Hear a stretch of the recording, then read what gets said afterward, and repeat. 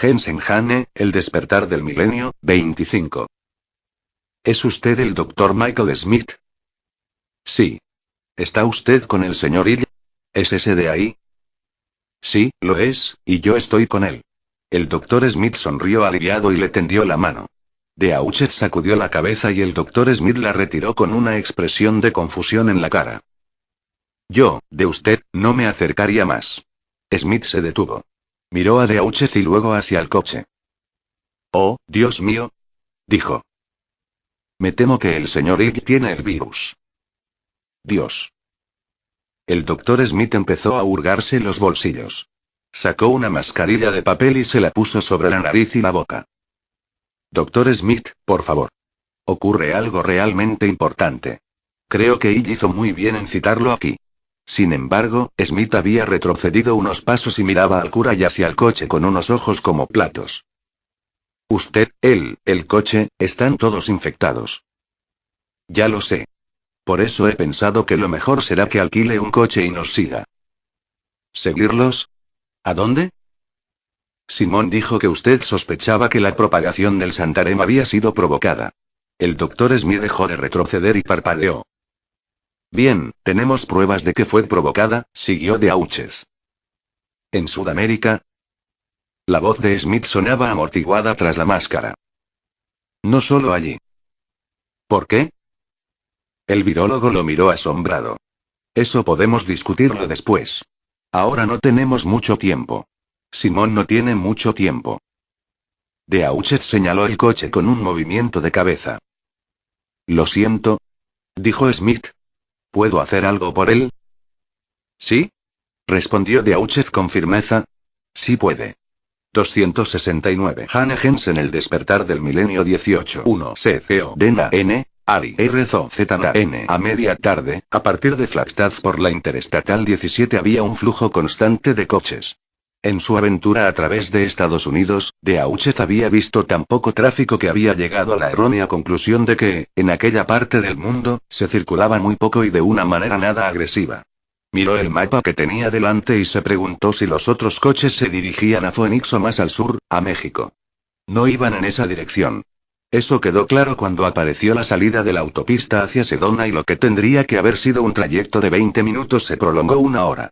Una rampa de salida descendía hasta una carretera de 2 direcciones que transcurría paralela a la 1-17. Según un plano que vio en una gasolinera, Sedona se encontraba a 8 kilómetros de distancia. Los coches empezaron a detenerse antes de la salida y Beauchet supuso que se había producido algún accidente. Preocupado, miró de soslayo a Hill, que parecía haber caído en el sueño de la muerte.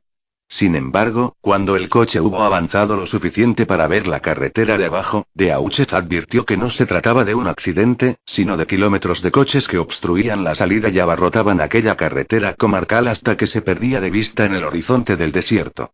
Y en la 1-17, procedentes del norte, también había grandes colas para salir hacia Sedona. Todos los coches de la 1-17 iban a Sedona. Beauchet sintió un escalofrío de horror. Pensó que aquellos hijos de puta iban a ganar. Tuvo mucho tiempo para darle vueltas al asunto, ya que tardaron 1 hora más hasta llegar a una señal que indicaba que Sedona estaba a 3 kilómetros.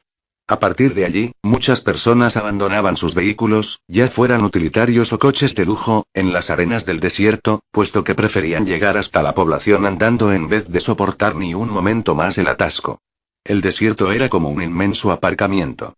Beauchet miró a Hill y siguió en la carretera, con el coche que avanzaba lentamente. Pasó otra hora. Apareció la población, unas burdas construcciones que se alzaban entre la arena. El paisaje se había vuelto rojo, con grandes rocas bermejas que se alzaban en la distancia, y un polvo rojo y grueso que se arremolinaba en el aire. Una arena finísima como de rubíes pulverizados bordeaba la carretera y se extendía hacia el desierto. En cualquier otro momento, Beauchet se habría detenido a disfrutar del panorama. Y tal como iban las cosas, tenía todo el tiempo del mundo. En una de las largas pausas, cuando todavía se encontraba a 1 kilómetro de la población, salió del coche e intentó ver qué pasaba más adelante. Había un control de carretera. Unos hombres registraban los coches. Fuera lo que fuese lo que buscaran, armas, comida, baptistas, Beauchet sabía que no les gustaría lo que verían en el asiento de atrás. Miró alrededor, desesperado.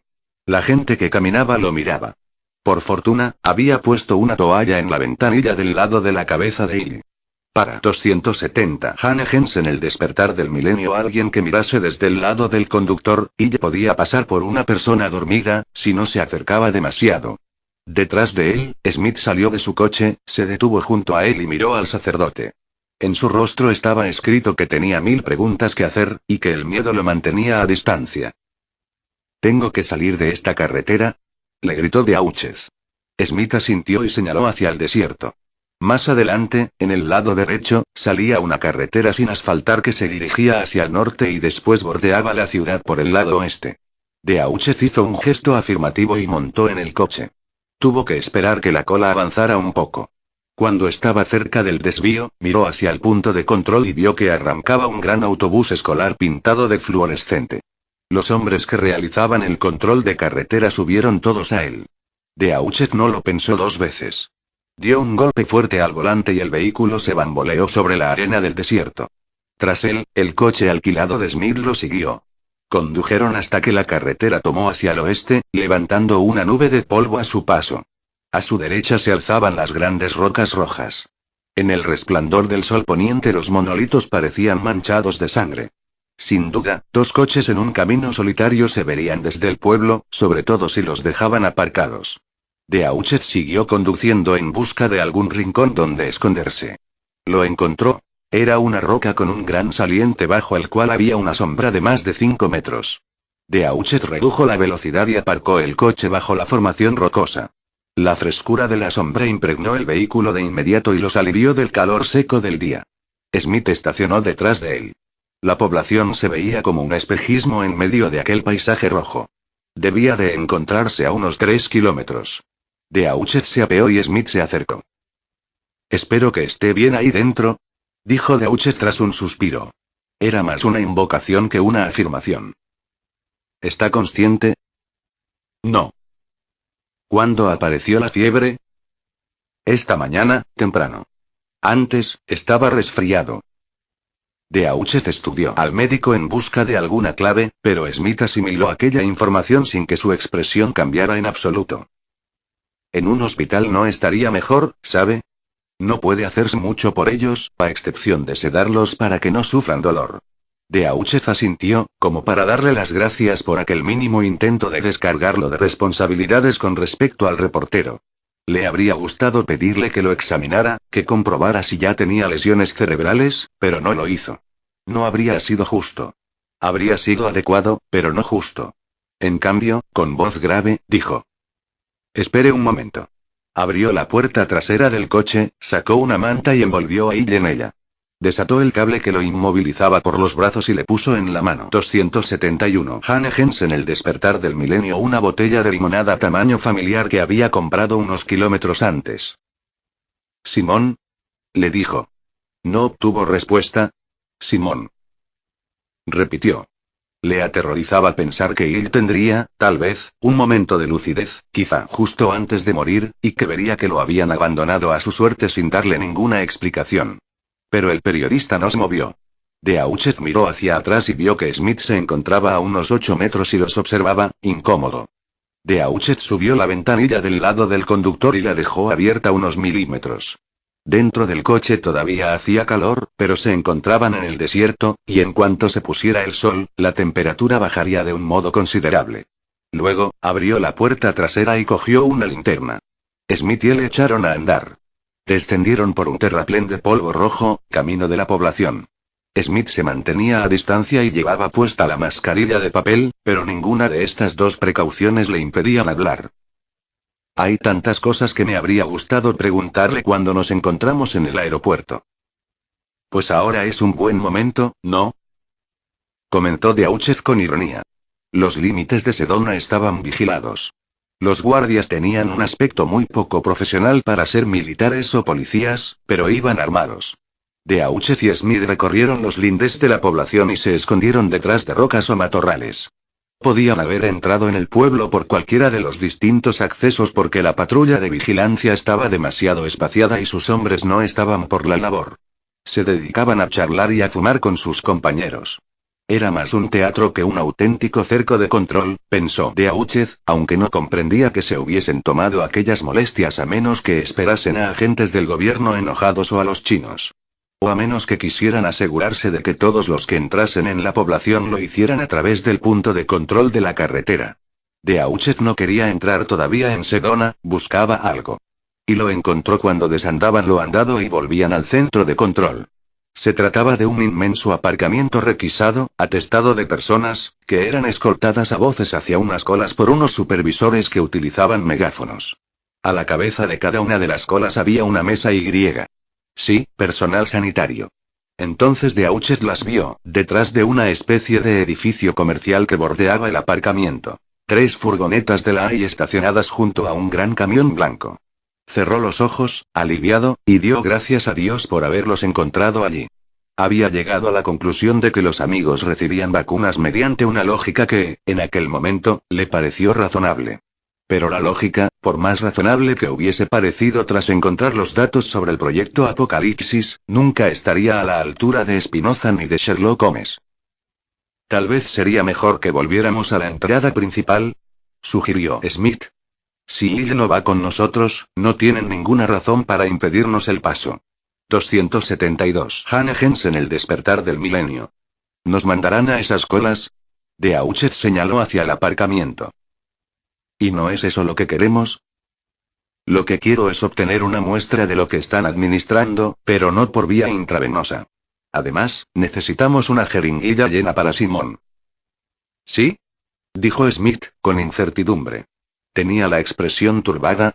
Mire, hasta ahora no he querido decir nada, pero, una vacuna, aun cuando se trate de una vacuna, no es lo mismo que un antídoto. ¿Para curar a alguien se necesita? Calle. Lo interrumpió Beauchet, con respiración jadeante. Smith lo miró con unos ojos como platos. Si han sido ellos los que han creado el virus, murmuró Beauchet, como si hablara para sí mismo. También es posible que hayan creado el antídoto, una especie de bomba de relojería que se activa en un momento dado para combatir la enfermedad. No pueden haber infectado a la gente que se ha presentado en el campamento para que se muera al cabo de unos días. Eso arruinaría toda la ilusión, provocaría pánico y la gente se marcharía. No, eso jamás lo harían. Supongo que es posible, pero normalmente... Smith debió de pensar que no merecía la pena insistir en ello, porque calló. Y también necesitamos jeringuillas para usted, para que las lleve al laboratorio. Prosiguió Beauchet, como si las frases anteriores no hubiesen existido. Si nos ponemos en esa cola no creo que nos den dosis extras, por más amablemente que lo pidamos. No, supongo que no. Además, Simón es distinto, no tiene nada que perder. Pero si yo fuera usted, no les permitiría que me inyectaran nada hasta que no supiéramos a ciencia cierta de qué se trata. Contemplaron la escena desde lejos unos minutos. Había varios vigilantes a la vista, 2 en un callejón que se encontraba al otro lado del edificio oficial y otro más hacia el oeste, pero ninguno de ellos parecía estar muy alerta.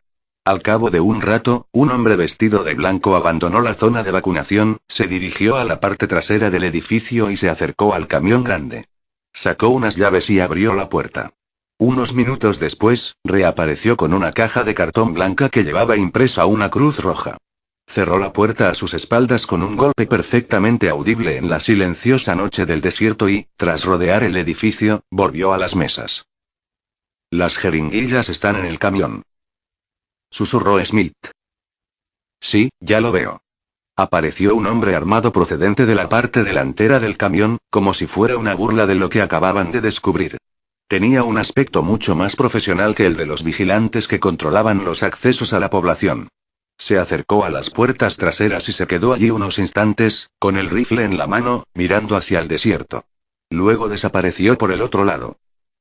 Vigilan el camión, dijo Smith, decepcionado. Pero solo hay un guardia. ¿Se le ocurre algo? 273. Hannah Jensen, el despertar del milenio. ¿Esperaremos a que oscurezca? Respondió Beauchet, por toda explicación. Washington T. Geon, D.D. C. El secretario de prensa Ross esperaba, ansioso, ante la puerta del dormitorio del presidente. Tenía la desagradable sensación de que ya sabía todo lo que le iba a contar y que, ese momento, había evitado afrontar. El tiempo jugaba en su contra. Elisa Fieltin también estaba presente y él la habría llenado de adulaciones de no ser por el hecho de que la mujer estaba resfriada. La primera dama era una mujer diminuta, tan delgada que casi resultaba esquelética. Llevaba el pelo peinado en un estilo juvenil y su brillante exuberancia contrastaba con la edad de la piel de su cara, por más que quisiera ocultarla a base de cirugía estética. Tenía la nariz enrojecida y en su mano sostenía un pañuelo de seda azul marino. En el vestíbulo había algunos subordinados más, pero su rango era tan bajo que Ross no se molestó en recordar sus nombres. En cambio, no se había presentado ningún pez gordo. Ross decidió no preguntarse por qué era así. Que el mismísimo presidente hubiese evitado durante tanto tiempo ser examinado era una muestra de su fuerza de voluntad, y su cobardía. Cuando salió el médico, Elisa Fieltin corrió hacia él. ¿Qué tiene, doctor? No lo sabremos a ciencia cierta, dijo el doctor Kent en tono grave. Hasta que hagamos la analítica pertinente, pero, lo siento. Parece el Santarém. La señora Fieltin soltó un grito agudo y se dejó caer al suelo, hasta quedar sentada. Permaneció en esa postura, con el rostro laxo y las piernas, cubiertas por las medias, abiertas a cada lado como una muñeca de trapo. Ni Ross ni ninguna otra persona se movió para ayudarla a levantarse. En realidad, todos retrocedieron un paso o dos. Pensaba que esos análisis no podían realizarse todavía, dijo Ross, nervioso. Descubrió que, en los últimos segundos había retrocedido hasta la pared y apretaba las nalgas contra ella con tanta fuerza que notaba su aspereza. Aún no hay pruebas de laboratorio que sean fiables, cierto, pero si mandamos una muestra de su sangre al CPC, allí podrán buscar el virus de manera artesanal. Por el amor de Dios, se trata del presidente. Tenemos que ocuparnos de ello ahora mismo. ¿De acuerdo? Convino Ross, sin separarse ni un centímetro de la pared. La mirada deprimida de Kent hizo que Ross volviera la cabeza y ordenara a uno de los subordinados que preparase un coche y llamara al CPC para comunicarles que iban hacia allí. El subalterno salió del vestíbulo agradecido y a Ross le entraron ganas de salir corriendo detrás de él. 274 Hannah en el despertar del milenio. Tenemos que precintar la sangre en un par de bolsas de plástico o no la aceptarán, intervino Kent. Y deberíamos poner al presidente en cuarentena. En el departamento de nivel 4 del George Washington estará bien. No. Gritó Ross. En cierto modo, no esperaba escuchar aquella sugerencia. Si lo trasladamos al hospital, los medios de comunicación se enterarán.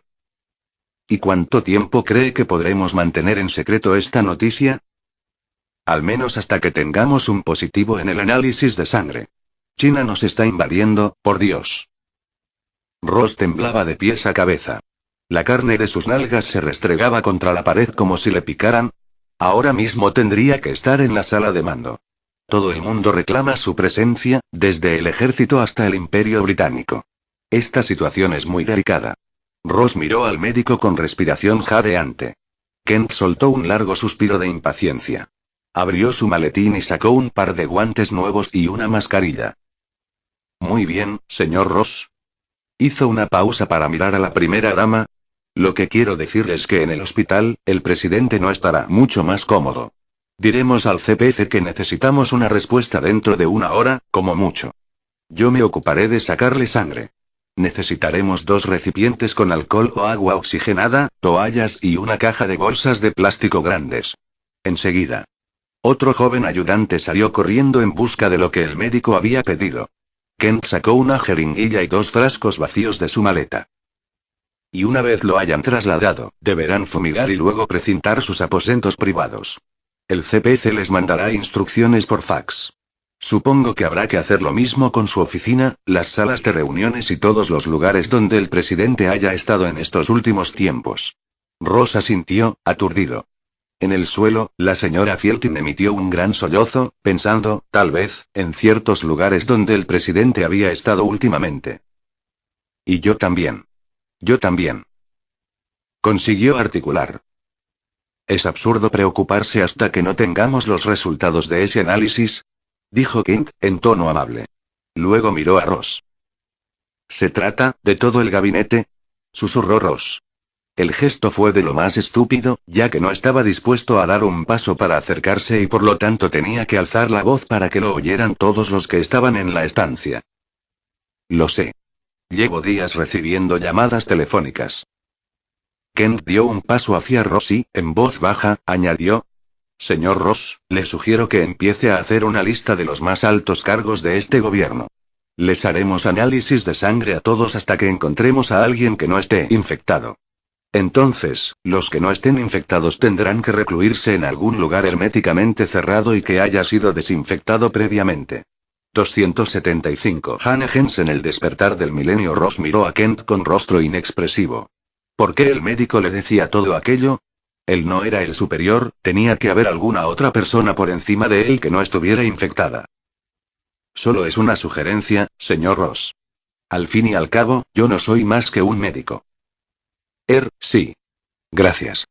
El médico se acercó a la señora Fieltin y le ofreció su enguantada mano para ayudarla a levantarse. Ella la tomó y se incorporó, con los ojos extraviados. Luego, Kent volvió a entrar en el dormitorio del presidente. Ross, que no había despegado las nalgas de la pared, contuvo el aliento mientras la puerta estuvo abierta y, cuando se cerró, emitió un sonoro suspiro. Entonces, le entró una risa tonta, una risa histérica que acompañó el sonido de las arcadas de Elisa Fielding. C-C-O-D-N, Ari R-Z-N. Deutsche dio a Smith dos posibilidades. O esconderse dentro del contenedor de basura o empuñar la piedra. Smith no discutió el plan de Deutsche, pero el médico que había en él prefirió meterse en el contenedor de basura antes que hacer daño a alguien. Unos días antes, Deutsche se habría sentido del mismo modo. Habría experimentado una culpa terrible ante la perspectiva de un acto violento y una espantosa inseguridad acerca de su capacidad para cometerlo. Sin embargo, los sentimientos de culpa se habían desvanecido gracias a lo que había visto en aquel ordenador. Cualquier duda que tuviera sobre su actitud para la violencia había muerto con Tendir. No era valentía, sino que se sentía auténticamente decepcionado por la jactancia, la maldad y la manipulación de aquellos científicos, o lo que fueran. No podía soportar la manipulación teológica cuando la realizaban los Jerry Falwich de aquel mundo, pero aquellos tipos del cetro rojo se habían pasado de la raya. Caminaron hacia la derecha, hasta que su ángulo de aproximación quedó oculto desde el aparcamiento por el propio edificio. Cuando estuvieron seguros de que ninguno de los guardias de las proximidades miraba, echaron a correr hacia el contenedor de basura. Y llegaron a él. Se encontraba a pocos metros de la pared de ladrillos del edificio oficial y era un recipiente muy grande, de esos que el camión levantaba metiendo unos brazos de acero en las mangas de metal del contenedor. De haber estado vacío, en su interior habría habido espacio para una decena de hombres, pero, por desgracia, no era el caso. Deutsche ayudó a Smith a levantar la pesada tapa de metal y a entrar en el receptáculo. El hedor era terrible y Smith aceptó la mano de Deutsche con una expresión de repulsión en el rostro. La proximidad del cura había dejado de importarle ante la perspectiva de un contacto más inmediato y abrumador con la basura. 276. Hannegens en el despertar del milenio. Exclamó Smith, al tiempo que intentaba meter los pies entre las bolsas de plástico. Chitón. Se produjo un tintineo de cristales y un crujido de papeles. A Deutsche le pareció que se oía muy fuerte. Chitón. Repitió. Smith masculló algo ininteligible y luego se quedó inmóvil. Muy bien, dijo Deutsche. Ahora voy a cerrar la tapa.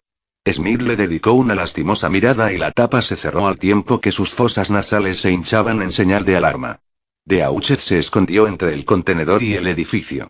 Había cogido una piedra de canto plano del suelo del desierto, del tamaño de una pelota de béisbol. Era una piedra roja, no sabía de qué tipo, pero su consistencia era sólida, no granulada como la de una piedra pómez. Aquella roca no se desmoronaría cuando impactara contra el cráneo de alguien. Oyó unos pasos que se acercaban y asomó la cabeza. Era un hombre de bata blanca.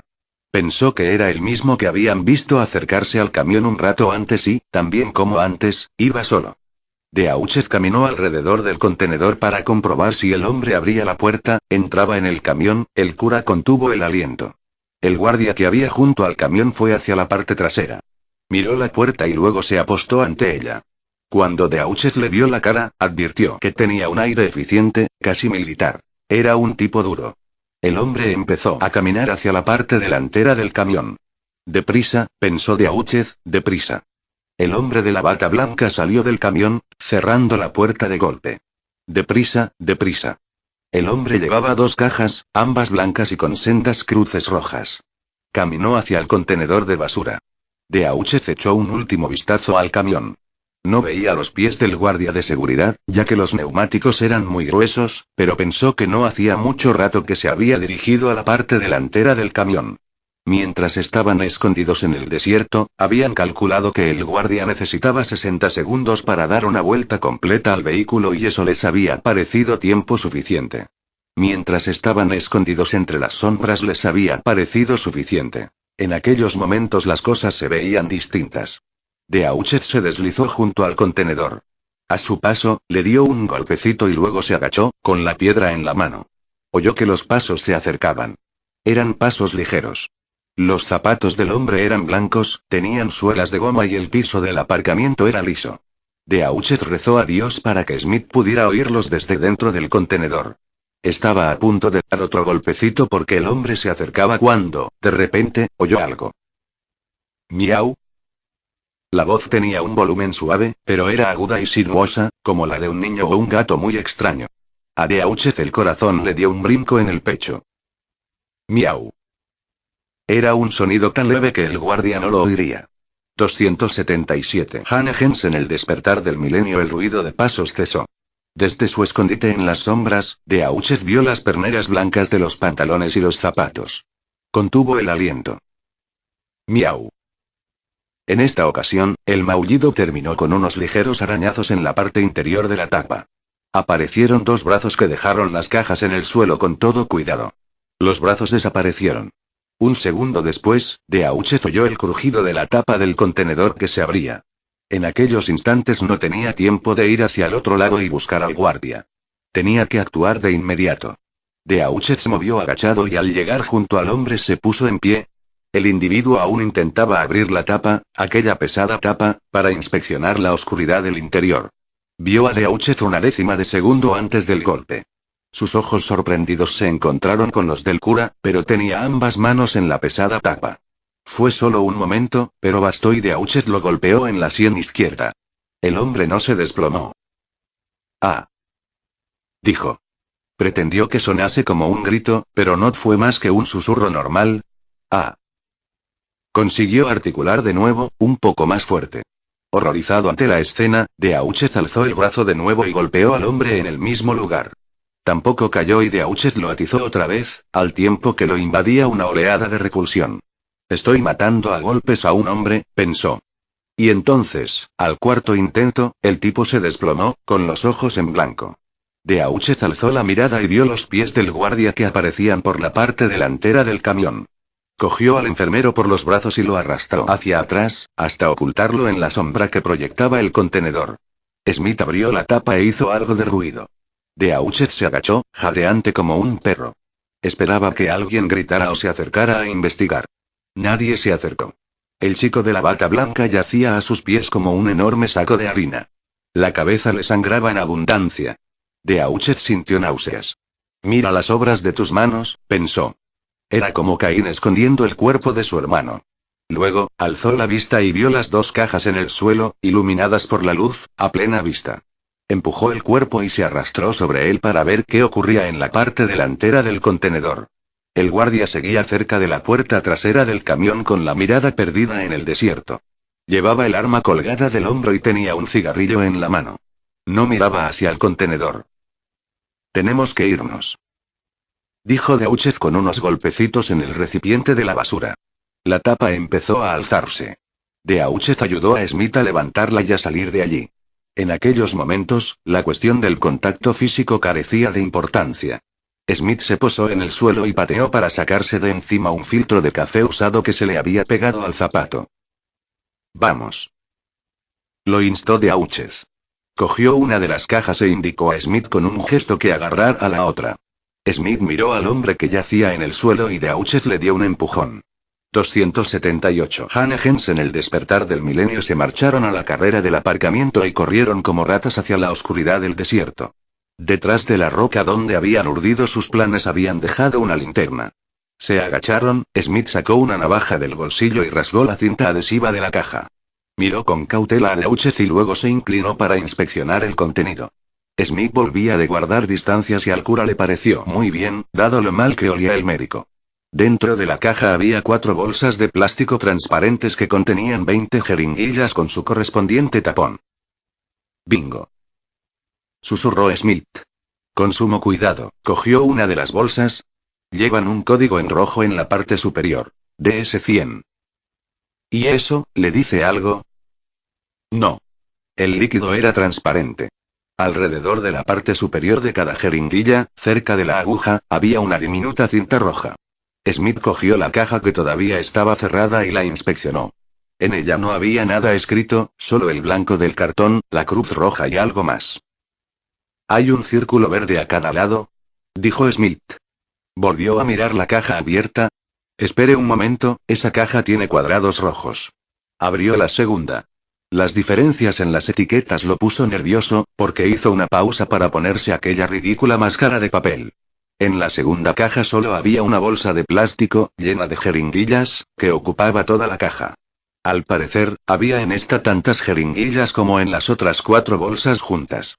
Smith levantó la bolsa como si fuera una serpiente.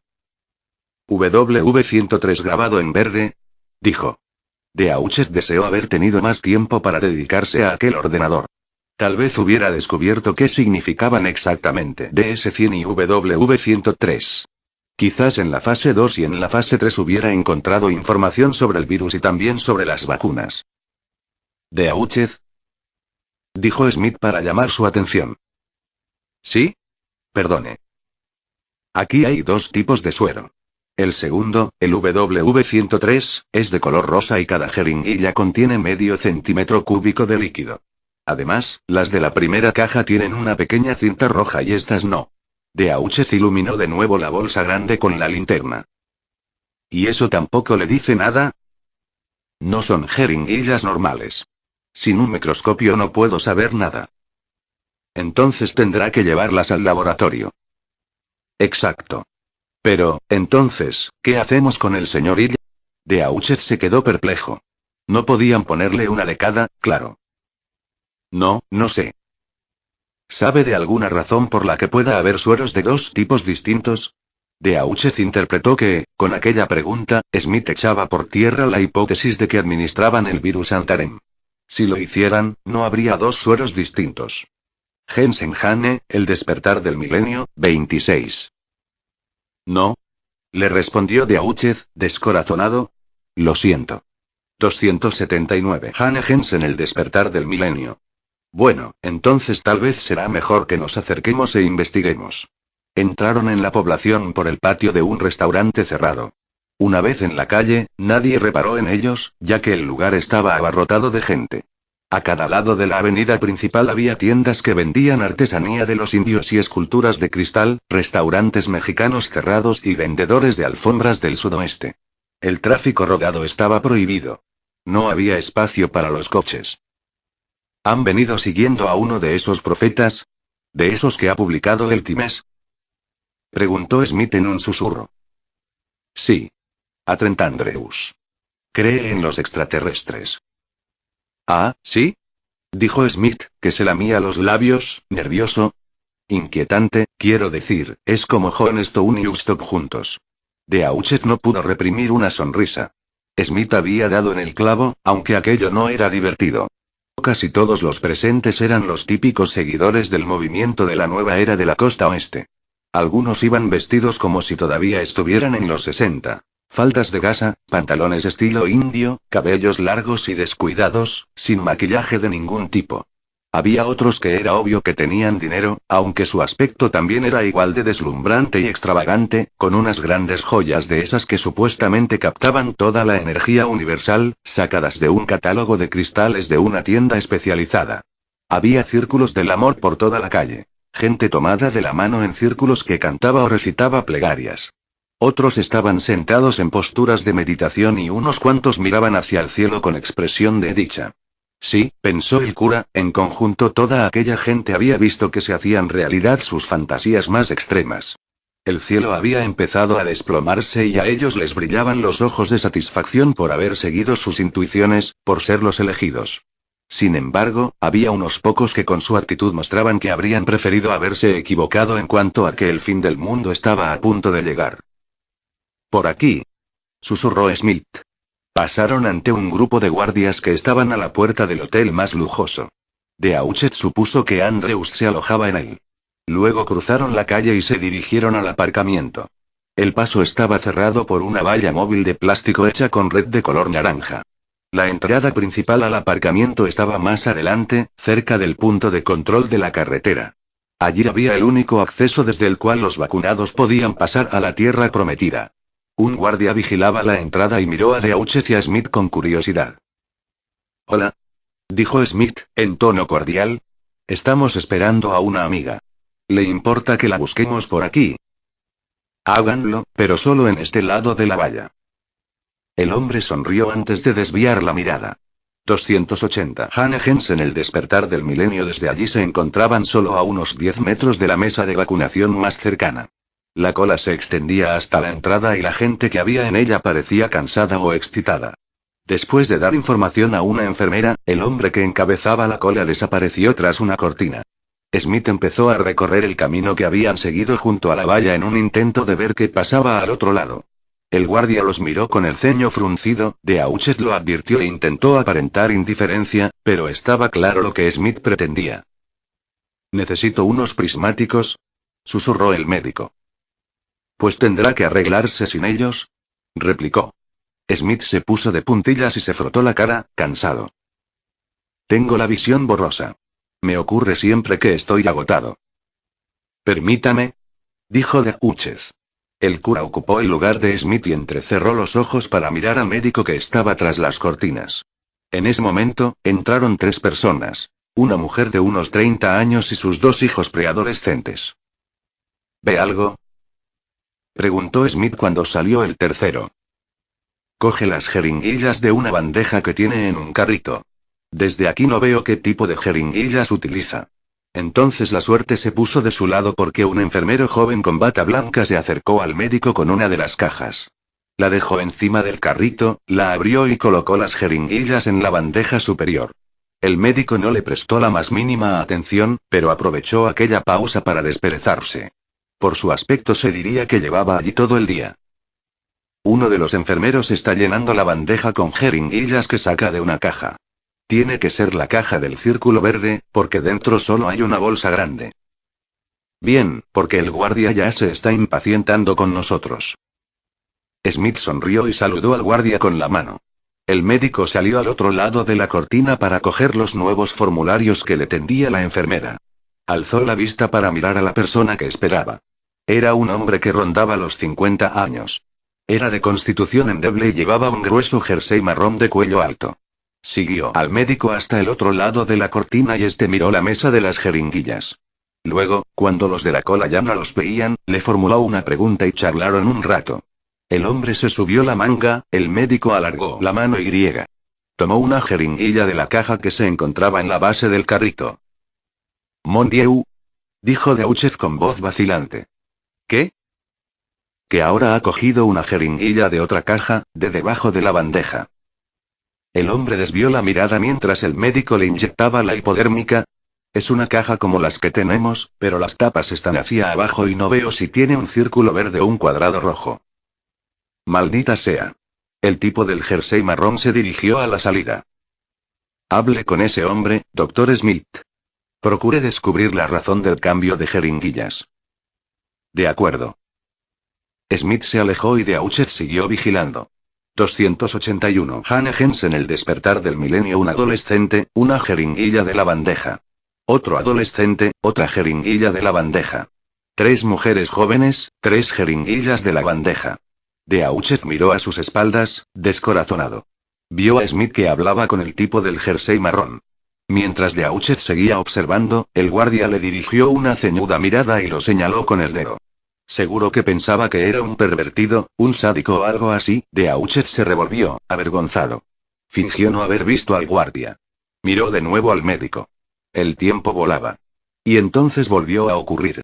Beauchet lo notó enseguida. Junto a la mesa había una mujer mayor, de unos 50 años, regordeta, acompañada de un chico joven vestido con una camiseta de rugby. La mujer hablaba con una enfermera, y abrazaba al chico. En la constitución del joven y en la manera de protegerlo de la mujer mayor había algo que, sí, cuando el joven se volvió, Beauchamp vio que tenía el síndrome de Down. La mujer lo cogió por el brazo y pasaron al otro lado de la cortina. El médico tomó el formulario que le tendía la enfermera y echó una rápida mirada al chico, una sola, y de repente, Beauchamp comprendió. El médico le decía algo con una sonrisa en los labios, le preguntaba qué tal estaba, si el viaje había sido bueno o algo así, y la mujer le sonreía agradecida mientras el chico asentía con la cabeza. Entonces, el médico se agachó y cogió una jeringuilla de la caja que estaba en la bandeja inferior del carrito. Smith se acercó a Beauchamp y este notó que se aproximaba. Tenía los ojos llenos de lágrimas. Ese hombre del jersey es de encino. Tiene cáncer de próstata. ¿Sí? Dijo Beauchamp. Retrocedió un paso. Menuda pandilla de nazis de mierda. No lo dijo en voz baja. Tenía un nudo en la garganta y parecía que quería empezar a gritar. ¿Qué? Preguntó Smith, incómodo. Mire, tal vez será mejor que vayamos a dar una vuelta. Sí, nos vamos de aquí. Replicó Beauchamp en un tono aún más fuerte. El guardia que los había vigilado se volvió de repente y empezó a avanzar hacia ellos con una expresión ceñuda en el rostro. Smith tomó a Beauchamp por el brazo, estuviera o no infectado, y tiró de él. Cuando llegaron a una distancia prudencial del aparcamiento, Smith intentó detenerse, pero Beauchamp le dijo que allí ya no había nada que hacer, que quería marcharse. No esperó la respuesta del médico y se dirigió al restaurante a través de cuyo patio habían entrado en el pueblo. Smith lo siguió sin rechistar. Al cabo de 10 minutos llegaron a la roca detrás de la cual habían dejado las cajas. Nadie las había tocado. 282. Hannehens en el despertar del milenio. Coja una de las jeringuillas de la caja verde e inyéctesela a Simón, dijo Beauchamp, todavía jadeante de rabia. ¿Qué? ¿Qué ha visto? Preguntó Smith, al tiempo que sus ojos se precipitaban hacia las cajas. Las jeringuillas de las cajas verdes son vacunas. ¿No lo entiende? Esa gente elige a sus supervivientes. Incluso entre esa multitud de amigos, siempre habrá algún indeseable. Smith lo miró con una expresión de animal atrapado que denotaba que sabía muy bien a qué se refería el cura, pero que no quería creerlo. No, de veras que no lo comprendo. Pues sí, es verdad. Y encaja perfectamente con todo lo demás, si se piensa con malicia suficiente para advertirlo. Smith desvió la mirada hacia el desierto al tiempo que se mordía el labio inferior. Entonces, ¿qué hay en las jeringuillas rojas? No lo sé. Placebo, en el mejor de los casos. Algo mortal en el peor, quizás el propio virus. Dios. Dijo Smith al tiempo que inspeccionaba la caja con la marca roja. Exacto. Ahí tiene la vacuna. Una caja entera de ellas. No estamos seguros de eso. Lo bastante seguros como para ponerle una a Simón. ¿Sí? Asintió Smith. Beauchamp vio que pensaba que, al fin y al cabo, no le haría ningún daño. Pero tiene que hacerlo usted, doctor Smith. Usted le pondrá la inyección a Simón. Yo tengo que volver al pueblo. Después de todo lo que había visto y oído aquel día, una cosa tan nimia no tendría que haberlo sorprendido, pero así fue. Oh, no. No puedo. Deje de pensar en sí mismo, Dios santo. Beauchamp cogió a Smith por el brazo. Tengo que volver a Sedona e intentar convencer a Andrews, intentar parar todo esto. Y alguien ha de ocuparse de Simón. Lo merece. Usted no ha visto cómo actúa esta enfermedad. Smith sacudía la cabeza, nervioso. ¿No tengo el equipo necesario? Si esto es un antídoto, aunque solo sea una vacuna, no tiene que preocuparlo el hecho de contagiarse. Y si no lo es, estamos perdidos de todos modos. ¿No lo comprende? Beauchamp advirtió que le apretaba el brazo con fuerza, que le hacía daño, y lo soltó. Smith miró al sacerdote con aire inexpresivo. Sí, creo que sí. Pues, por favor, se lo suplico, póngale a Simón una de las inyecciones de la caja verde. Procure que esté lo más cómodo posible y luego márchese.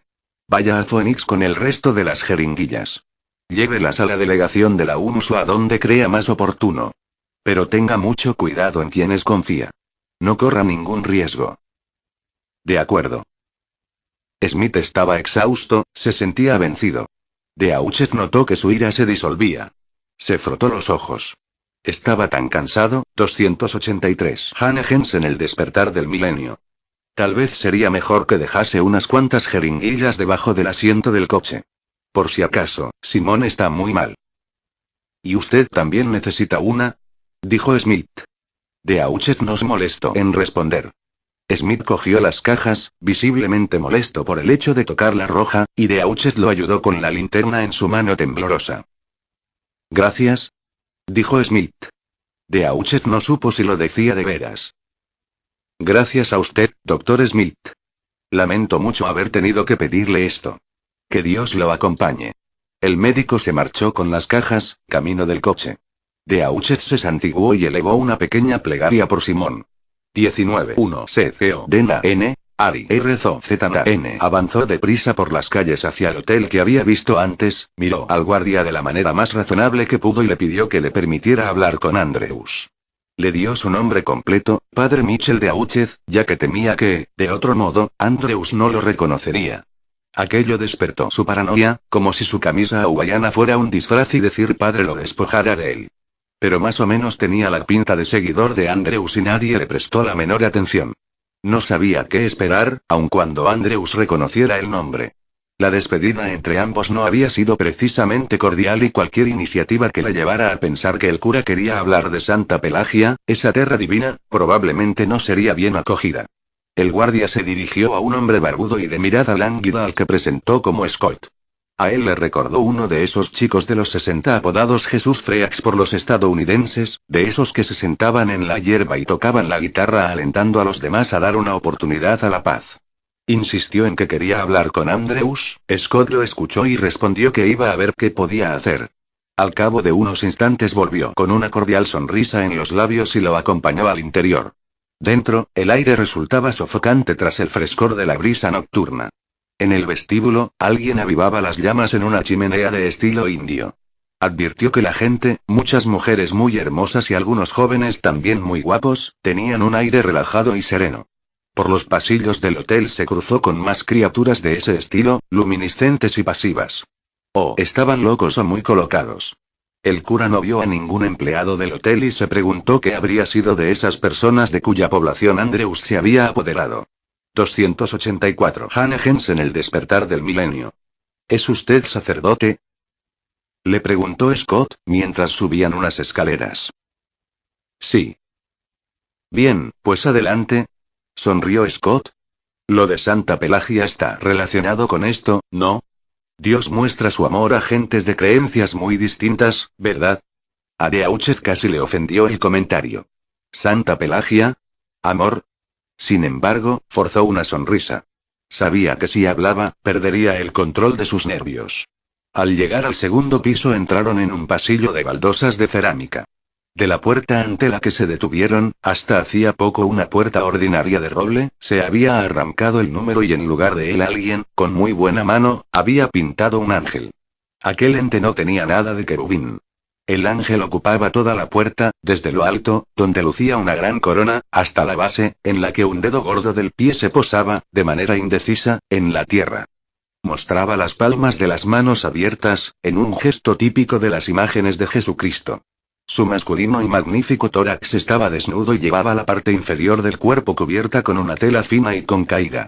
En su rostro había una expresión triunfante y trascendente y, en cierto modo, también sexual. Advirtió que era la cara del propio Trent Andrews. Ya hemos llegado, dijo Scott, con tono de mayordomo eficiente. En un momento de lucidez comprendió que no tenía que haber ido hasta allí, pero ya era demasiado tarde. Scott lo hizo pasar a la habitación y lo dejó solo. Mike llegó a los coches. Sus brazos temblaban de cansancio tras haber llevado las dos cajas de cartón mientras intentaba sujetar la linterna. El esfuerzo le había impedido pensar. Dejó las cajas sobre el capó de su coche y estiró los brazos, con una mueca de dolor seguida de un estremecimiento de alivio. Podía habérsele caído todo en la oscuridad. ¿Y qué pasaba con el cura? Si realmente se trataba de un cura. Mike lo dudaba. ¿Por qué esa urgencia tan imperiosa que le había impedido ayudarlo a llevar las cajas y atender a ella? Para Mike, la población y todos los que la ocupaban estaban locos de atar. Si pensaba que iba a encontrar allí a alguien sensato era que él también estaba como una cabra. Sin embargo, Mike estaba allí. No se le habían caído las cajas y la irritación y el sudor se evaporaron en la fría noche del desierto. Cogió la linterna del coche y enfocó hacia el otro vehículo, aquel horrible 5 puertas de color azul. No, horrible no. Pasmosamente contaminado. Las ventanas traseras estaban cubiertas del polvo rojo de la carretera, pero Mike distinguió la oscura cabeza de Ille en el asiento trasero. Al parecer, no se había movido. ¿Cuánto tiempo hacía que Ille tenía fiebre? Beauchet se lo había dicho, pero Smith no se acordaba. ¿24 horas? Entonces, era imposible. 285. Hannah Jensen el despertar del milenio que ya tuviera lesiones cerebrales. Casi imposible. Mike suspiró nervioso y se dirigió a su coche. Sacó la bolsa de viaje y empezó a revolverla. Se puso una gruesa camisa de algodón, abrochada hasta el cuello. Sobre los vaqueros se puso unos pantalones de estilo militar. Se colocó unos calzoncillos sucios. Todo lo que llevaba en la bolsa estaba sucio. En la cabeza y metió el cabello dentro. También se puso la mascarilla de papel y sacó 3 jeringuillas de la caja verde. Luego, volvió a su bolsa, encontró un par de gruesos calcetines blancos, se los puso en las manos y agarró las jeringuillas sin hacer fuerza con las manos, de la manera más suave que pudo sin que llegaran a caerse. Se acercó al otro coche con la esperanza de que Ille no despertara a lo largo de aquel proceso, porque, probablemente, ambos morirían del susto. La habitación era una sala de estar, parte de una pequeña suite. En el lado izquierdo, un arco llevaba al dormitorio. Estaba decorada con los elementos típicos del sudoeste. Franjas de color turquesa y coral junto al techo, las paredes crema y la alfombra turquesa que ocupaba todo el suelo. Sin embargo, los adornos menos permanentes habían sido sustituidos por objetos más propios de los gustos de Andrews. Telas de satén dorado, pinturas celestiales y un amorfo mobiliario de cuero. Al principio, Beauchet no vio a Andrews. La única luz de la habitación procedía de una especie de lámpara en forma de globo, situada cerca de la puerta. Luego, sus ojos se acostumbraron a la oscuridad y vio al profeta tumbado en un sofá situado junto a la pared. Vestía solo una diáfana tela blanca enrollada a la cintura que le dejaba al descubierto el tórax y las piernas. Yacía boca arriba, con las manos bajo la cabeza, y tenía los ojos abiertos, aunque no volvió la cara hacia el sacerdote. Padre Mitchell de Auchez, dijo con suavidad, sin emoción. Gracias por recibirme, señor Andrews. Beauchet se sentía muy incómodo. El cambio experimentado por Andrews era fascinante y horrible a la vez, pero no propiciaba la discusión que el cura tenía en mente. Andrews se sentó despacio y bajó las piernas hasta que los pies tocaron el suelo. Miró a Beauchet con los ojos entrecerrados. Llámeme Trent, por favor. Si ha venido a informarme de algo, hágalo ahora. ¿O es que finalmente ha entrado en razón? Su aire felino era tan acusado que Beauchet pensó que empezaría a lamerse las zarpas. Sí, desde la última vez que nos vimos me he enterado de muchas cosas. Yo también me he enterado de muchas. Andrews se puso en pie con una calculada apatía y se le acercó. ¿Qué tal si tomamos una copa? Usted bebe vino, ¿verdad, Mitchell?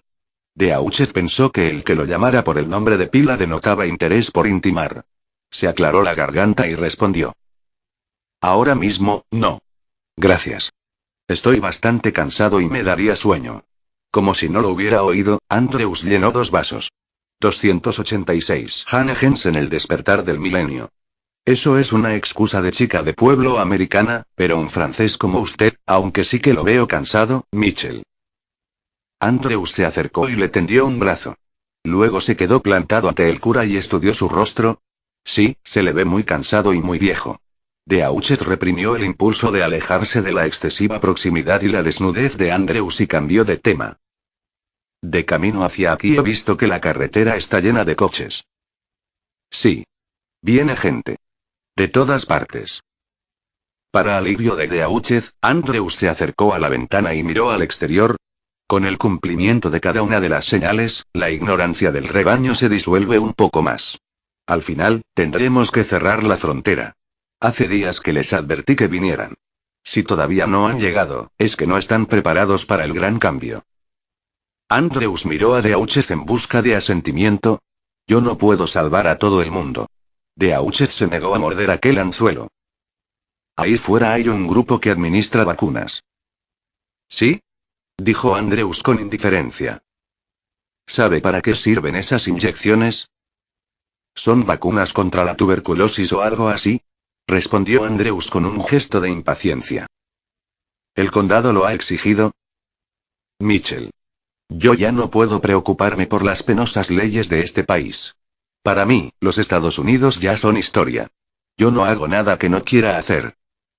Entonces, ¿quién lo convenció de que permitiera la vacunación?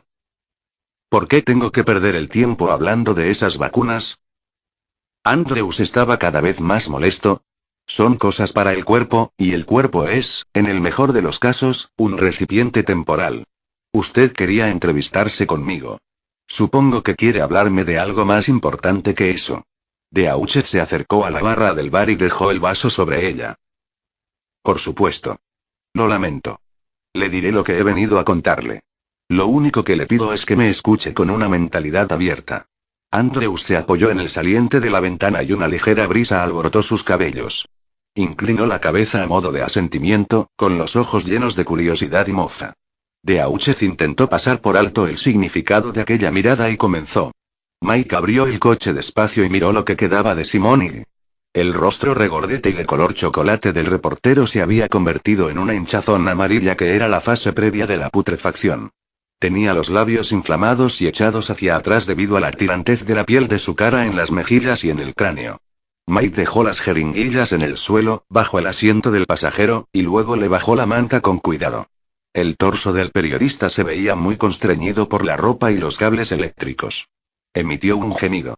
287. Hannah en el despertar del milenio con el rostro lo más alejado posible. Mike desató los cables con sus manos metidas en los calcetines.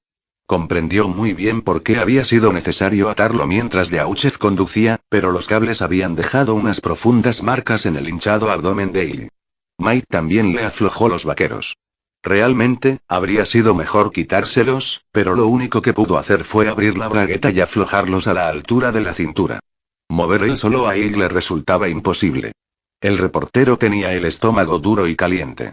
Mike notó el calor a través de los calcetines que llevaba como guantes. El médico le levantó la manga del brazo derecho y sacó una de las jeringuillas que había depositado bajo el asiento. Le quitó el capuchón. Pese a su determinación, no podía impedir que le temblase la mano. Pensar a lo que pensara el cura, aquello podía ser virus Santarem en estado puro. Sin embargo, era la única opción que quedaba. Mike le clavó la aguja en el brazo y apretó el émbolo. Al notar el pinchazo, el periodista abrió los ojos, y cuando Mike alzó la mirada vio unas órbitas amarillas y vidriosas. Se apartó de manera impulsiva y se golpeó la cabeza con el techo del coche. ¿Estoy muerto?, preguntó ella con la voz ronca y reseca. No. Y le estoy poniendo una inyección que tal vez lo hará sentir mejor. ¿Hay agua? Mike miró a su alrededor y vio un vaso con una pajita. Dejó la jeringuilla bajo el asiento y le puso la pajita en los labios, intentando no mojarse de saliva los calcetines. No le resultó difícil. Ella tenía la boca tan seca como las manos de una vieja. ¿La inyección?, preguntó febrilmente el periodista tras unos cuantos sorbos. ¿Era la inyección qué? ¿Y Beauchet? Beauchet volverá enseguida. Ha ido a hablar con Trent Andrews, pero sí, es la inyección, y ahora, descanse. ¿La inyección?, murmuró ella, entre gemidos de dolor, antes de dormirse otra vez, de repente, como si aquella corta conversación lo hubiese dejado exhausto. ¿La inyección?, repitió Mike, aunque sabía que ella no lo escuchaba. Volvió a taparlo con la manta. Era lo peor que se podía hacer con aquella fiebre, pero si ella se despertaba con una de aquellas terribles tiritonas que provocaba el Santarém, no habría nadie para darle calor. Cerró la puerta, caminó de nuevo hasta el límite del desierto y enfocó su linterna hacia la oscuridad. De Beauchet no había ni rastro. Echó una última mirada, llena de culpabilidad, al 5 puertas y luego se desnudó. Se quitó todo lo que se había puesto encima y lo que llevaba debajo. Desnudo miró alrededor con desesperación. Entonces procedió a frotarse el cuerpo con la arena y el polvo del desierto hasta que su piel gritó y la nariz y la garganta se llenaron de aquel material. Volvió a su coche, se puso ropa sucia de la que llevaba y dejó la contaminada en el suelo del desierto. Metió las cajas de cartón en su coche, lo puso en marcha y se dirigió hacia la carretera principal, por la que todavía circulaban muchos coches camino de la población. 288. Hannah Jensen. El despertar del milenio de Auchez habló sin interrupción. Cuando describió el vídeo de la doctora Janovich, Andrews perdió aquel aire ausente y aquella mueca divertida de la comisura de los labios. Después, cuando el cura habló de la red de comunicaciones del cetro rojo, Andrews se incorporó y sus ojos adquirieron una expresión nueva e indescifrable, salvo que ya no era de burla y diversión. Al terminar, de Auchez se apoyó contra el bar y bebió un sorbo de vino. Esperó y observó a Andrews, a la espera de que su expresión le diera alguna pista. Durante unos instantes, de Auchez se sintió lleno de poder. Y él conseguirían divulgar la verdad.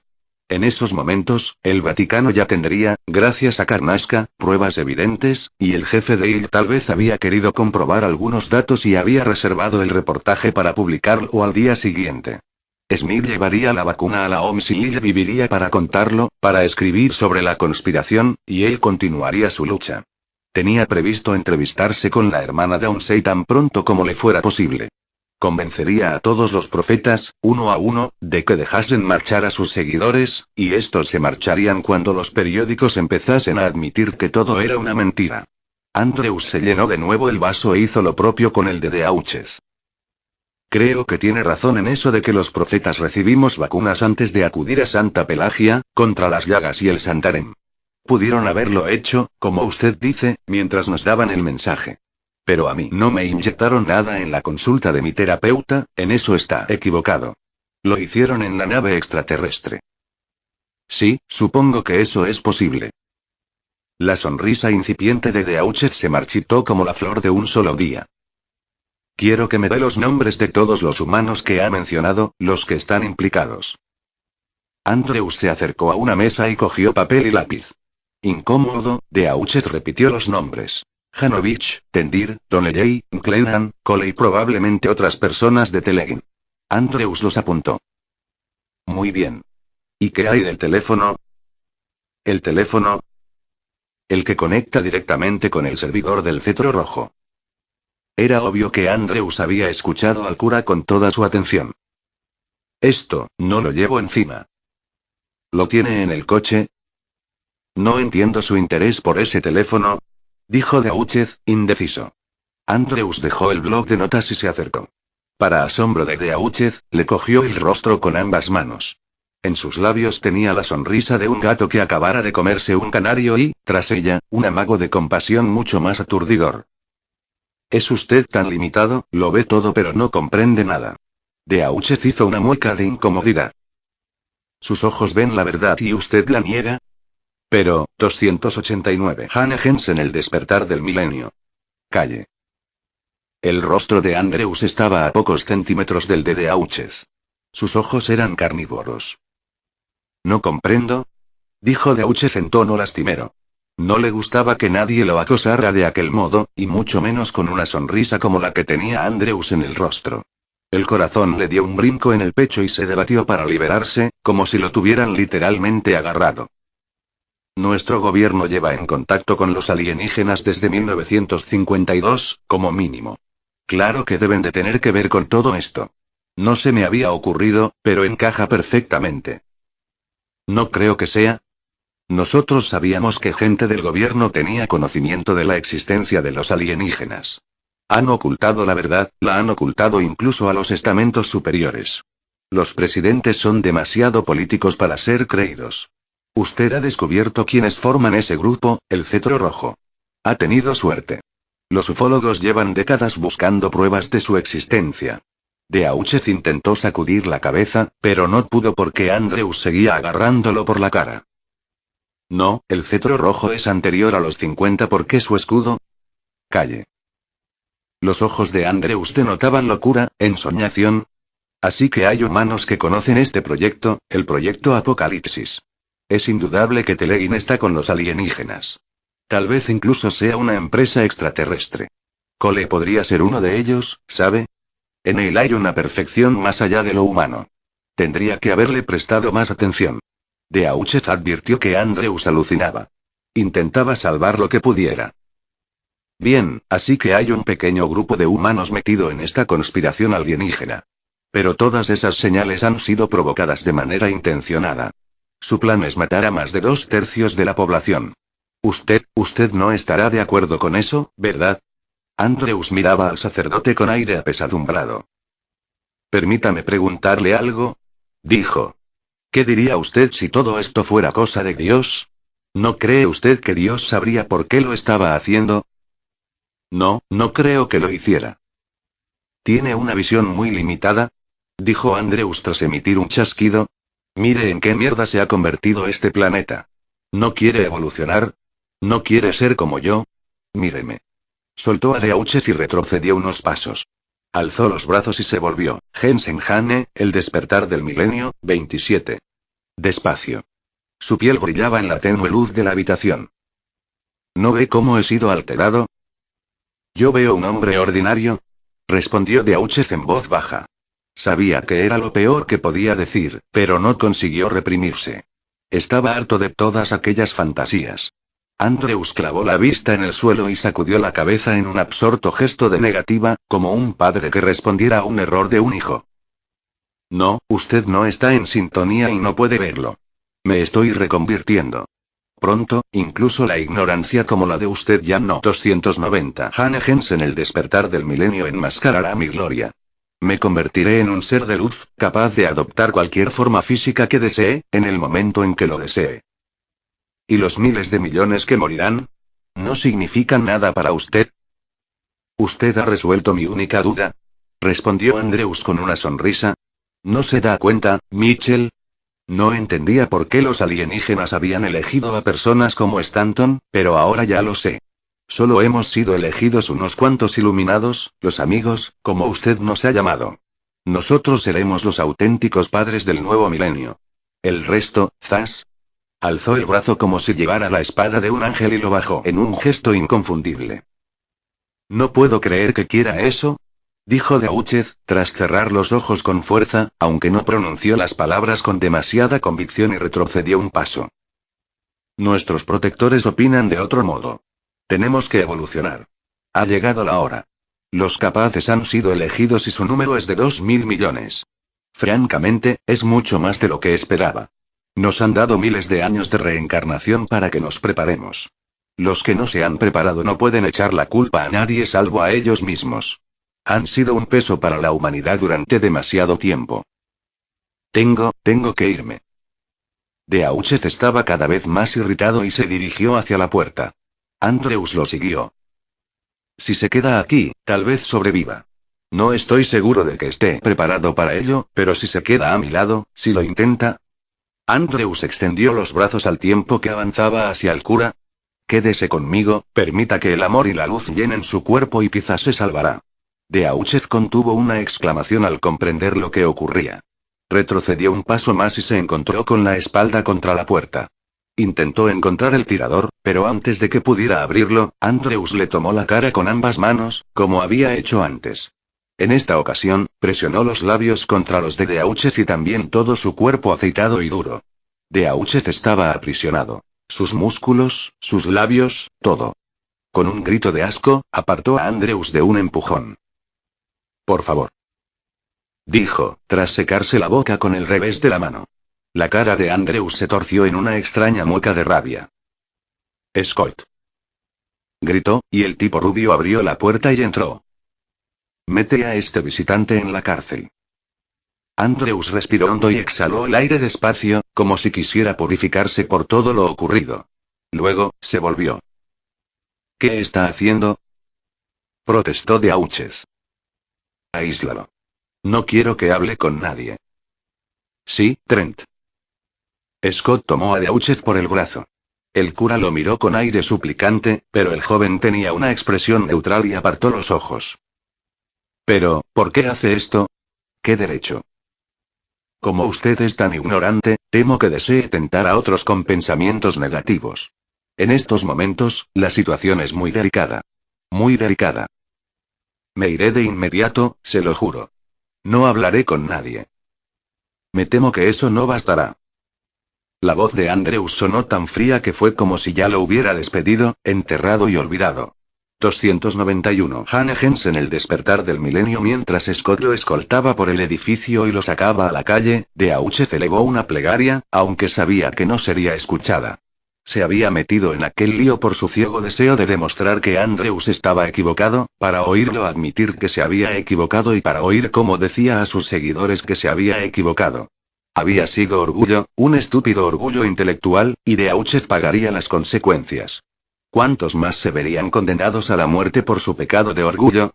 Las cajas estaban en el asiento trasero, tapadas con la chaqueta de Mike. Pensó en ponerlas en el portaequipajes, pero en cierto modo era más seguro tenerlas a la vista. El coche alquilado se bamboleó sobre el suelo del desierto y, de vez en cuando, Mike creía oír un clic procedente de la caja.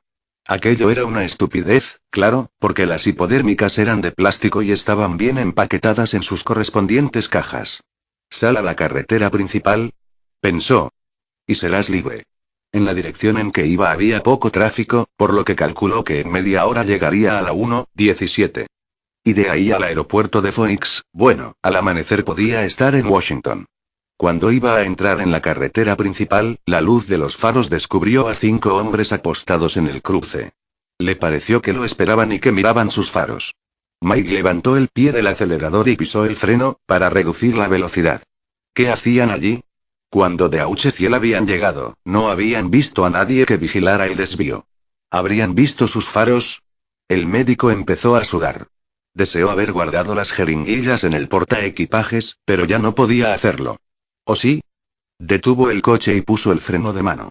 Sacó las llaves del encendido y, después de dudar un instante, dejó los faros abiertos. Se apeó a toda prisa y corrió hacia el portaequipajes. Le costó 4 intentos acertar con la llave correcta y el tiempo pasaba deprisa. Volvió a abrir la puerta trasera, sacó las cajas y las metió en el portaequipajes lo más deprisa que pudo. Le pareció oír gritos. Puso la chaqueta sobre las cajas, cerró la portezuela, corrió de nuevo al asiento del conductor y giró la llave en el encendido, tras dar un portazo. Sí, los hombres corrían hacia él. Se encontraban a mitad de camino entre su coche y la carretera principal, y seguían corriendo hacia él. Pensó en dejar el sendero y meterse en el desierto, pero la inmensidad y la dificultad del terreno lo hicieron desistir. Aparte, no había mucho tiempo para pensarlo bien. Al cabo de 20 segundos se cruzó con los hombres. Algunos de ellos alzaron los brazos, haciéndole señales para que se detuviera. El corazón le latía con fuerza, pero obedeció. Uno de los tipos abrió la puerta del conductor. «Salga, por favor». «¿Cómo? Yo quiero salir a la autopista, pero me he perdido, ahora estaba buscando el mapa». 292. Hannah Hens en el despertar del milenio. «Salga del coche. Ahora mismo». A Mike le temblaban las piernas. Salió a trompicones. Una linterna le iluminó los ojos. «¿Qué está haciendo aquí?» El hombre de la linterna tenía una abundante cabellera blanca y cara juvenil. Su tono de voz no denotaba enfado, pero sí decisión. Otros dos empezaron a registrar el interior del coche. «Soy Atazona», mintió Mike. «Lo único que quiero es llegar a Phoenix, pero como hay tantos atascos en las carreteras», la cara del tipo de cabellos blancos apenas se veía sobre el resplandor de la linterna. Era un rostro pétreo, inexpresivo. «¿Puedo ver su permiso de conducir, señor?» «Claro». Mike sacó la cartera. «Mire, todavía estoy registrado en Washington, D.C., por cuestiones de impuestos. Sedona es como mi segunda residencia, mi lugar de vacaciones, pero vengo mucho por aquí. Ya sabe cómo son estas cosas». El hombre miró el permiso de conducir de Mike y luego lo miró a él y le tendió el carnet. «¿Es usted médico, doctor Smith? ¿De qué especialidad?» «Medicina general». «Necesitamos las llaves del portaequipajes, Art», dijo uno de los hombres que registraban el vehículo. Mike miró al que hablaba y no pudo disimular una expresión de pánico. Cabellos blancos, alias Art, tomó las llaves de las manos de Mike y se las lanzó al otro. «¿De dónde viene? En esta carretera no hay casas, no hay nada. Yo mismo la he recorrido. Lo único que hace es bordear el pueblo y termina en el otro lado». «Bueno, sí, yo estaba en el otro lado del pueblo. Me metí por aquí porque quería evitar los atascos». El ruido de la tapa del portaequipajes resonó en la oscuridad. Mike miró hacia la parte trasera del coche y consiguió esbozar una sonrisa amable. Doctor Smith, ¿puede explicarme por qué se ha metido por este camino de polvo? La voz de Art se había endurecido de manera perceptible. Mike sonrió de puro nerviosismo. Se secó el sudor de la frente con la mano. ¿Es que mi perra? ¡Mierda!, gritó uno de los hombres. Ven aquí, Art. A Mike se le doblaron las rodillas y se apoyó contra la puerta del coche. Art lo agarró por el brazo y lo llevó hacia el portaequipajes. ¿Solo es material médico?, dijo Mike. Mientras Art inspeccionaba las cajas, nadie dijo nada. Mike oyó pasos que se movían, inquietos, en la arena. Art le enfocó los ojos con la linterna. «¿Tenemos que contárselo a Scott?», dijo uno de los hombres. «Esas cajas son de nuestras vacunas». El tono de voz de Art había cambiado de nuevo y Mike se dio cuenta de que no presagiaba nada bueno. 293. Hannegens en el despertar del milenio. No, solo son medicinas. Las llevaba dentro del coche, pero pensé que Art le pegó un bofetón en la cara. Produjo un sonido fuerte y crujiente en la noche. Mike se llevó la mano a la dolorida mejilla, asombrado. ¿Cómo las ha conseguido? Dios, habría que ir a buscar a Scott. No iremos a buscar a nadie, ordenó Art, sin dejar de mirar a Mike.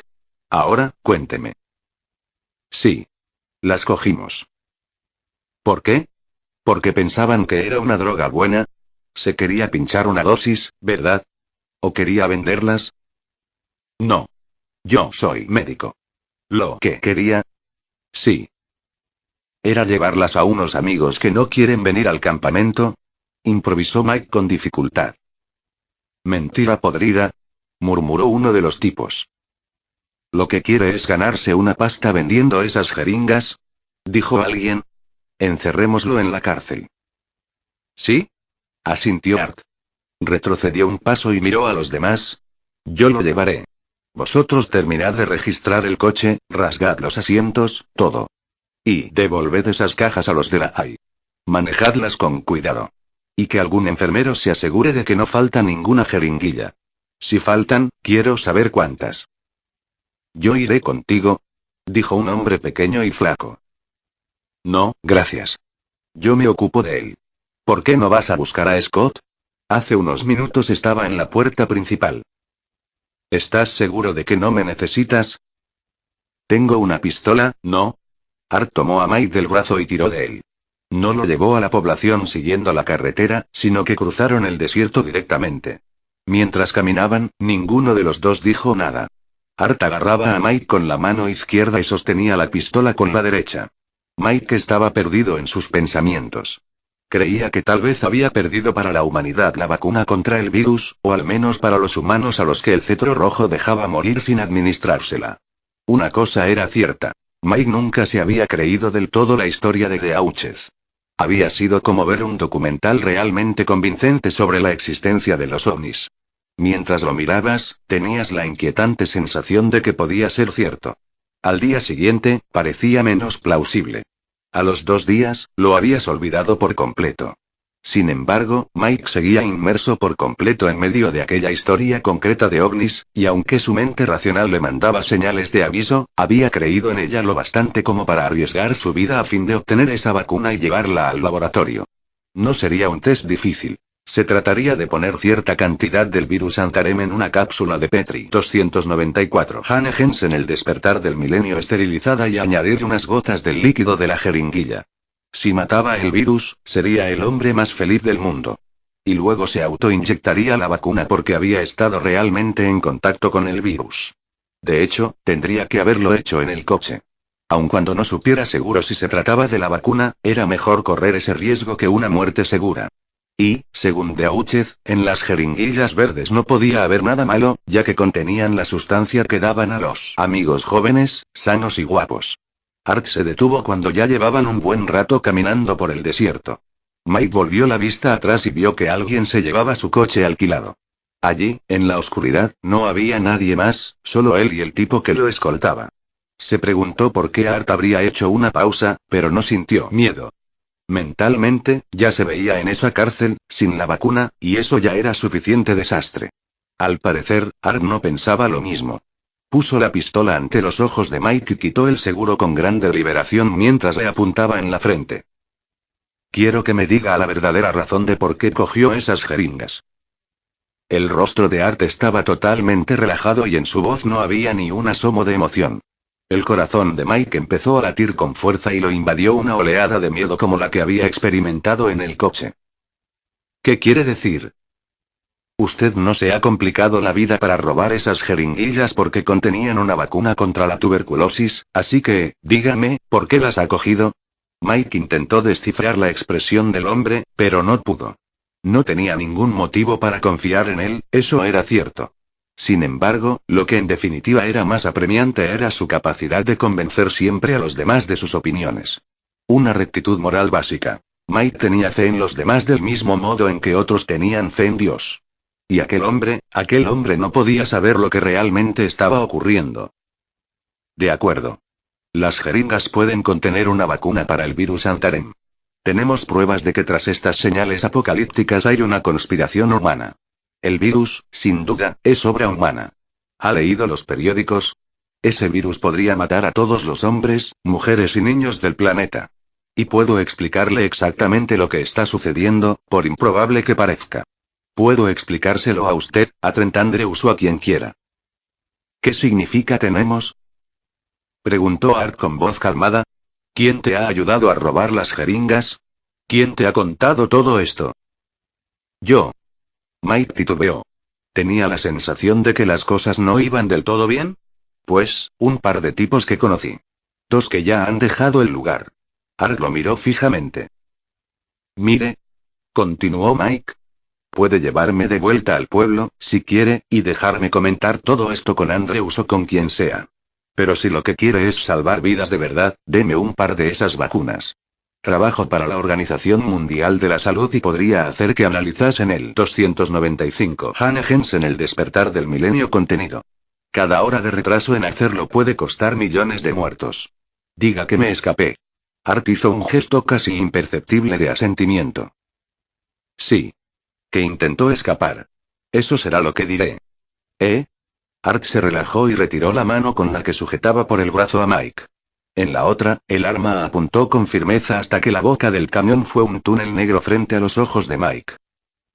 «Corre», dijo Art. Mike comprendió lo que se avecinaba. Sin pensárselo un momento, movido solo por un pánico cerval, hizo lo que Art le ordenaba. Dio media vuelta sobre sus talones y corrió por las dunas a toda la velocidad que las piernas le permitían.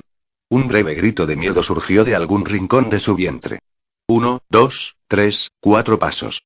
Mike oyó el disparo, como un portazo, al tiempo que se daba cuenta de que ya no tenía los pies en el suelo, de que volaba por los aires. Fue el último sonido que escuchó. Sus oídos, ya sordos, ni siquiera registraron el ruido de su propio cuerpo al caer. 22. Día 18 Washington, D.D. C. Fueron a buscar a Cole a su casa de Georgetown 1 a las 3 de la madrugada. El equipo iba bien preparado, y era eficiente y respetuoso. Un médico examinó a Cole en la cama. Una mujer joven, con el cuerpo envuelto en los pliegues de su traje blanco, le sacó sangre con unos gruesos guantes de látex. Por la sutileza de su comportamiento y por su febril actividad, Cole supo que él solo era uno de los muchos políticos a los que habían despertado de aquel modo. Después, le pidieron que se pusiera un traje similar a los de ellos. Los nuevos trajes Rascal eran delgados y flexibles, pero seguían siendo engorrosos. Cole no les dijo que él no necesitaba un traje de aquellos. Lo condujeron en un coche con la calefacción en marcha hasta una reunión de urgencia que se celebraba en la Cámara de Representantes. El comité estaba formado por senadores y congresistas. Algunos de los presentes se encontraban en las primeras fases de contagio del virus Antarem y lo sabían. La enfermedad, detrás de las enmascaradas caras, solo daba un carácter más urgente a la tarea del comité. El objetivo era encontrar vestigios de un gobierno no infectado antes de que el liderazgo del mundo libre desapareciera por completo. El presidente y el vicepresidente estaban muy ocupados agonizando. El portavoz de la Casa Blanca y el presidente provisional del Senado también. 296. Hanegens en el despertar del milenio habían caído presas del Santarém. Todo esto se expuso en la primera media hora. En la segunda, se debatió si los procedimientos habituales de sucesión podían aplicarse en un caso como aquel. Decidieron que sí, al menos hasta que quedase claro que todos los candidatos razonables de la lista de sucesión estaban contagiados. Cole, que era el siguiente en la lista, parecía estar sano, aunque eso no se confirmaría hasta que tuvieran el resultado de sus análisis de sangre. Nadie comentó ni al parecer advirtió que Cole tal vez no fuera un presidente razonable. Había sido un secretario de Estado popular, que se dejaba ver. Estaba claro que ninguno de aquellos hombres dudaba de su ambición.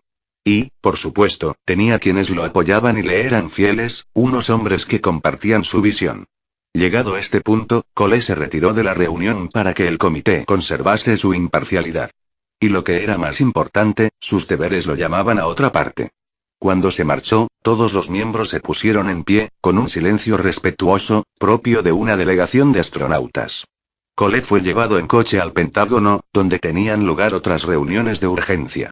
A las 5:15 de la mañana, lo que quedaba del Consejo de Seguridad Nacional se reunió en la sala de mando. Eso significaba que asistían Anthony Cole y Norman King. King no solo era un viejo amigo de Cole, sino que era también el director de la CIA, circunstancia esta que distaba mucho de ser una coincidencia y cuyos resultados, en los últimos meses, habían sido de lo más valioso. El general que sustituía temporalmente a Brandt se llamaba Mears. Era el general de más alto rango del ejército de Estados Unidos, y no era un viejo amigo de Cole. Todos se preguntaban si estaba contagiado o no antes de ponerse el traje. ¿Vienen de las dos direcciones?, dijo Mears al tiempo que señalaba las imágenes de un mapa electrónico proyectado en la pared. El ala este de su ataque llegará por el Atlántico Norte. El ala oeste, por el Pacífico. Ambas alas se encuentran a un par de horas de distancia y ya han empezado a desplegarse. En mi opinión se trata de una formación que se dispersará. Tal vez incluso sitúen algunas unidades para cruzar la frontera por México y Canadá. Mears tenía un aire tranquilo y confiado. Se encontraba como pez en el agua. Desde Pearl Harbor, Estados Unidos nunca había sufrido una invasión, pero Mears no parecía preocupado. Lanzaremos el contraataque inmediato desde nuestros submarinos en alta mar y neutralizaremos a unos cuantos antes de que se acerquen más. Sin embargo, el grueso de nuestras fuerzas se situará entre 20 y 30 millas de distancia de la costa. Todos nuestros efectivos se dirigen ya hacia sus puestos. ¿Y cómo nos defenderemos de su armamento pesado, general?, preguntó Cole, aunque ya sabía la respuesta. Lo mejor que tienen son los Su-27, aproximadamente la mitad de su división de ataque. El resto es una combinación de modelos más antiguos.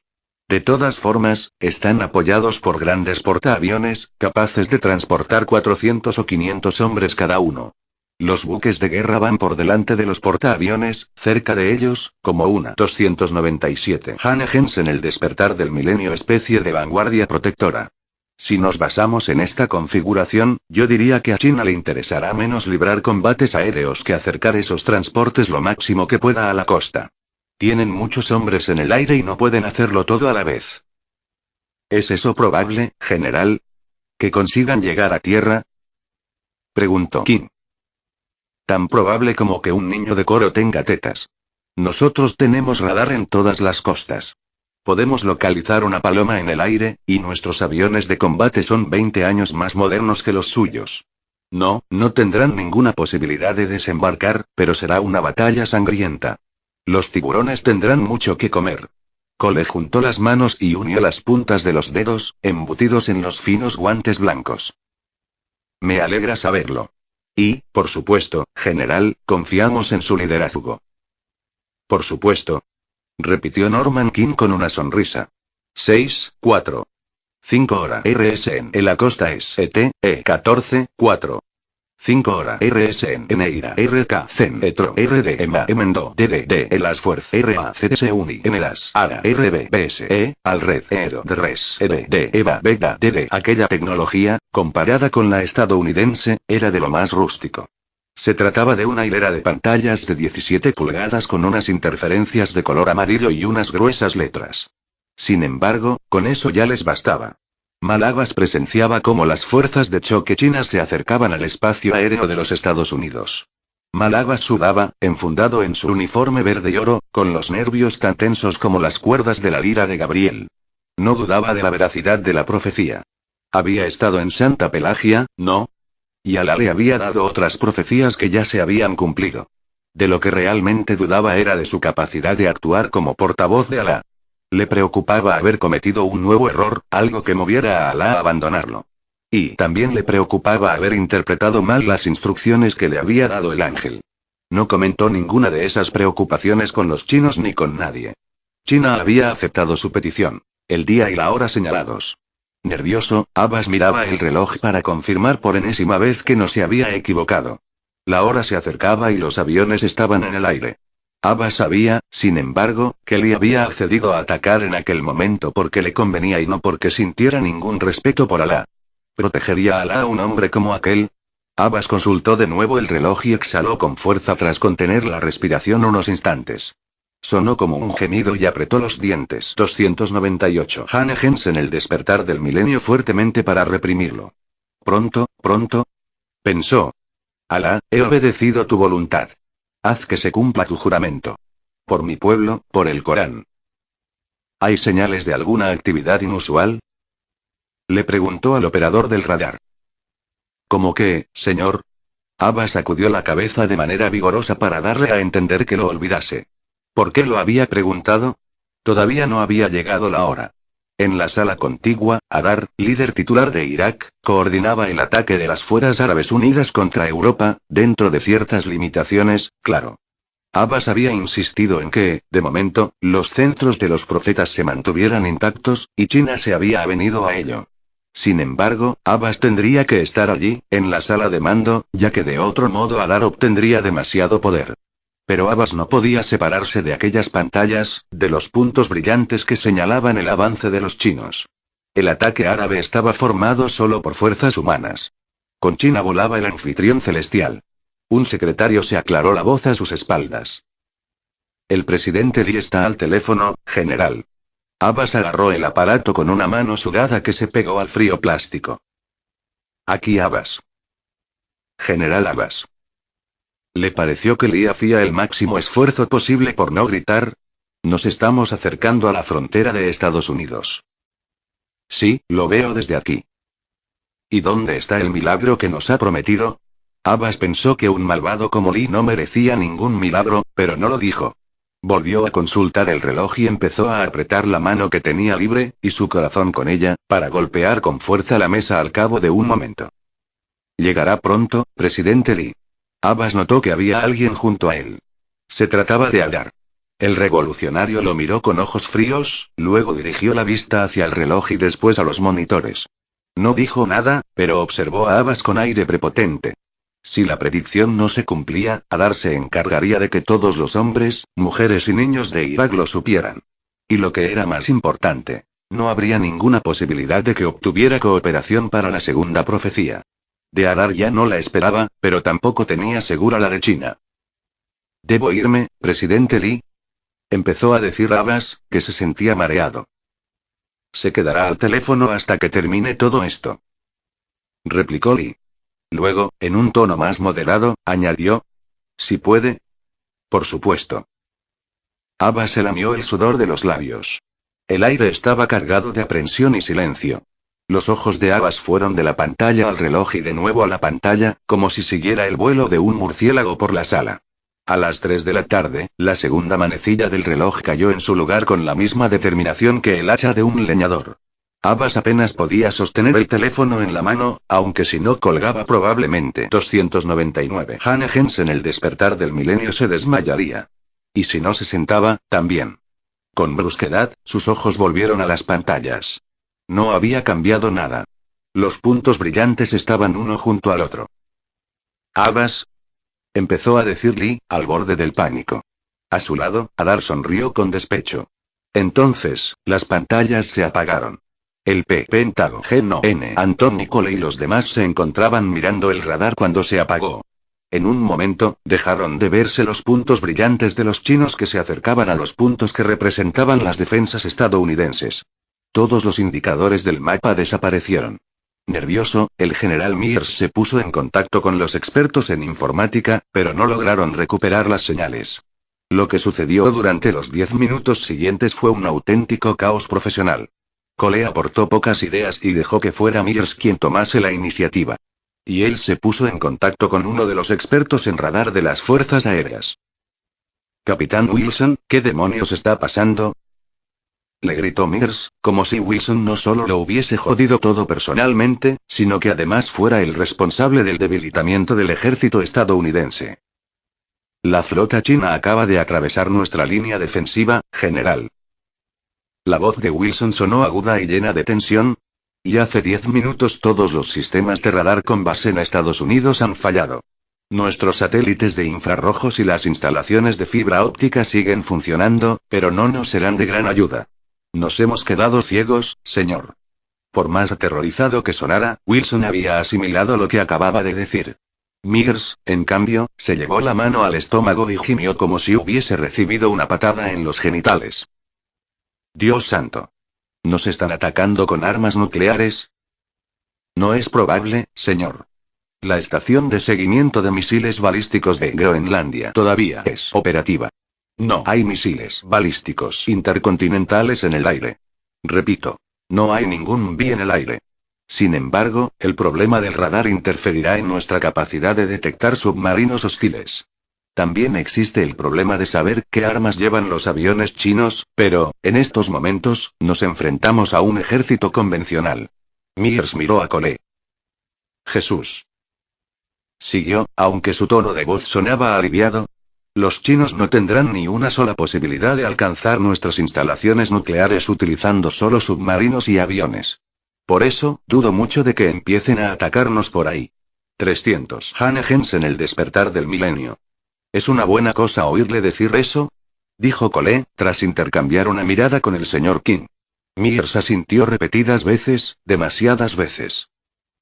No tenemos a ninguno de nuestros pilotos en el aire, general. Apuntó Cole. De eso iba a hablar. Wilson. ¿Qué pasa con la señal de radio? Hay una gran confusión. Han despegado muchísimos aviones nuestros, pero la radio no funciona, no podemos comunicar con ellos. La mayor parte intenta regresar. Hemos perdido unos 20 o 25 debido a un error de funcionamiento o a una colisión. Ahora mismo tenemos cazas volando, general, pero, sin radar, lo único que tienen son ojos. En algunos de los bombarderos más nuevos, la visibilidad desde la cabina no es